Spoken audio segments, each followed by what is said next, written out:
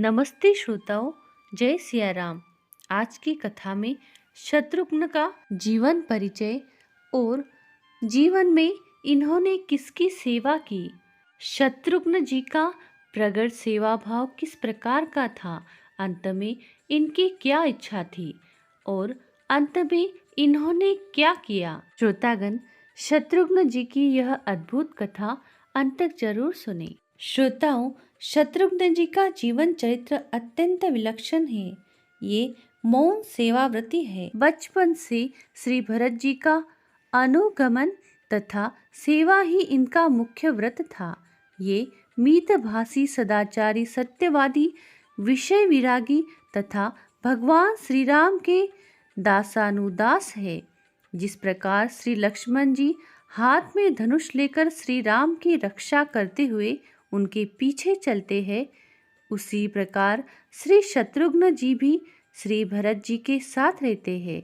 महर्षि वाल्मीकि के अनुसार जब श्री भरत जी के मामा युधाजित भरत जी को अपने साथ ले जा रहे थे, तब श्री शत्रुघ्न जी भी उनके साथ ननिहाल चले गए। इन्होंने माता सुमित्रा, पिता दशरथ, भाई भरत, नवविवाहिता पत्नी सबका मोह छोड़कर श्री भरत जी के साथ रहना और उनकी सेवा करना ही अपना कर्तव्य मान लिया था। भरत जी के साथ ननिहाल से लौटने पर पिता महाराज दशरथ के मरण और माता कैकेयी के वर के कारण लक्ष्मण, सीता सहित श्री राम के वनवास का समाचार सुनकर इनका हृदय दुख और शोक से व्याकुल हो गया। उसी समय इन्हें सूचना मिली कि जिस कुरा पापी ने के षड्यंत्र से श्री राम का वनवास हुआ, वह वस्त्राभूषणों से सज धज कर खड़ी है। अब शत्रुघ्न जी क्रोध से व्याकुल हो गए। उन्होंने मंथरा की चोटी पकड़ी और उसे आंगन में घसीटने लगे। इनके लात के प्रहार से उसका कुबर टूट गया और सिर फट गया। उसकी दशा देखकर श्री भरत जी को दया आ गई और उन्होंने उसे छुड़ा दिया। शत्रुघ्न जी की श्री राम के प्रति दृढ़ निष्ठा और भक्ति का परिचय मिलता है। गोस्वामी तुलसीदास जी कहते हैं कि चित्रकूट से श्री राम को पादुकाएं लेकर लौटते समय जब श्री शत्रुघ्न जी श्री राम से मिले, तब शत्रुघ्न के तेज स्वभाव को जानकर भगवान श्री राम ने कहा, शत्रुघ्न, तुम्हें मेरी और माता सीता की शपथ है। तुम माता कैकेयी की सेवा करना, उन पर कभी भी क्रोध मत करना। रामायण की कथा के अनुसार श्री शत्रुघ्न का शौर्य भी अनुपम था।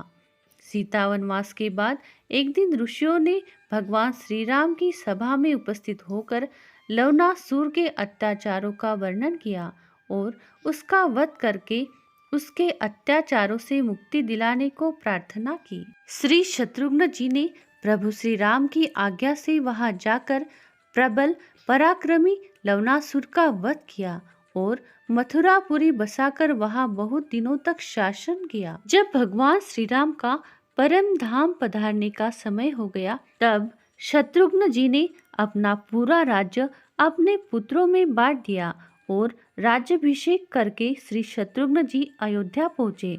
वहाँ राम के पास आकर और उनके चरणों में प्रणाम करके इन्होंने विनीत भाव से कहा, भगवान, मैं अपने दोनों पुत्रों का राज्याभिषेक करके आपके साथ चलने का निश्चय करके ही यहाँ आया हूँ।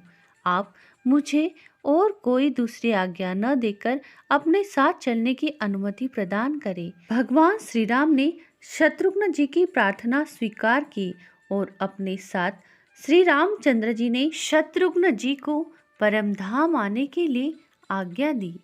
तो श्रोतागण, यह था शत्रुघ्न जी का संपूर्ण जीवन परिचय। श्रोताओं, ऐसे ही अलग और अद्भुत कथा सुनने के लिए हमारे धन्वी वॉइस चैनल को लाइक करें, सब्सक्राइब जरूर करें, शेयर करें और बेल आइकन वाला बटन जरूर दबाएं ताकि हमारा नया वीडियो आप तक पहुंच सके।